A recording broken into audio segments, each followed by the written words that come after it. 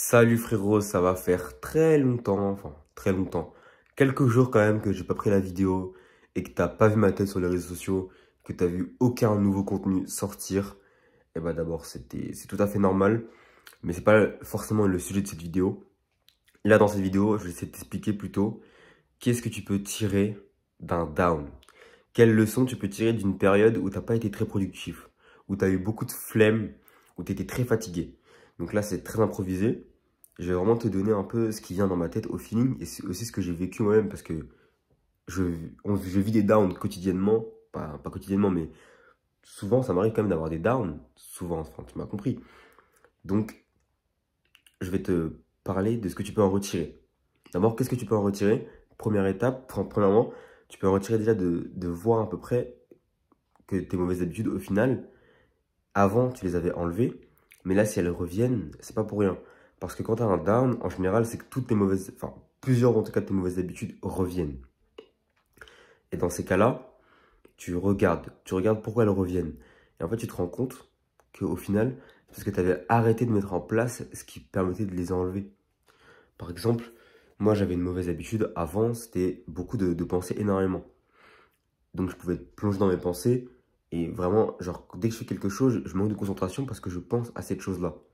Et ça fait que des fois, je peux me mettre vraiment à réfléchir, à procrastiner énormément. Et j'avais réussi vraiment à stopper cette mauvaise habitude et avoir une concentration de malade mental. Et pourquoi ça a repris? Parce que j'ai arrêté ce qui m'a permis de le stopper. Et qu'est-ce qui me permettait de stopper, de penser de manière affluente comme ça? C'était le fait de faire du journaling. Et en voyant que j'ai arrêté le journaling, et bah, petit à petit, tous les bénéfices que j'en avais tirés, ils s'estompaient au fur et à mesure du temps. Et ça, en fait, c'est une leçon que tu dois tirer d'un down. Quand tu as un down, c'est que tu as arrêté certaines habitudes qui étaient très bonnes, voire excellentes pour toi à l'époque, qui étaient voire parfaitement faites pour toi à l'époque. Et qu'en arrêtant ces habitudes, progressivement, tu en as perdu les bénéfices. Et voire pire, ça t'a mené, ça t'a conduit à une période de down. Donc, c'est pas du tout un retour à zéro, comme on pourrait croire, absolument pas. Au contraire, c'est justement un réajustement. C'est de voir que, ok, donc ça fonctionne vraiment. Donc déjà, c'est un retour sur expérience pour te dire que ça a vraiment fonctionné, toutes ces habitudes-là. Et que depuis que tu les as enlevées, tu peux voir la différence. Donc simplement, tu les remets en place. Pas plus compliqué que ça. Tu remets tes habitudes en place. Donc vraiment, c'est une leçon que j'ai tirée du down. C'est que on en tire beaucoup de leçons sur les habitudes qui nous servent ou qui ne nous servent pas. Voilà. Par exemple, là, pendant 2-3 jours, j'étais malade dans mon lit. Et bah, qu'est-ce qui a accentué cette maladie-là? C'est que je buvais pas assez d'eau dans ce moment-là. J'ai presque rien bu, vraiment, c'était affreux. Et donc, ça montre bien que l'habitude de boire beaucoup d'eau, elle était importante et elle était excellente pour moi. Parce que du coup, quand j'en ai moins bu, ça s'est mal passé. Donc vraiment, un down, c'est l'occasion de tirer plein de leçons de de toute ta vie. C'est un peu une synthèse de ta vie actuellement. Ton état psychologique, physique, c'est un peu une synthèse de tout ce que tu as fait. Si par exemple je suis tombé malade, c'est peut-être parce que je rangeais pas assez ma chambre. Si c'est peut-être parce que je prenais moins soin de mon sommeil. Et c'est clairement ça en fait, je dormais beaucoup moins. Je me couchais beaucoup trop tard pour les heures à laquelle je me levais. Donc à chaque fois que tu as un down, essaie d'en tirer un maximum de leçons. Essaie d'en tirer vraiment le plus de choses possible.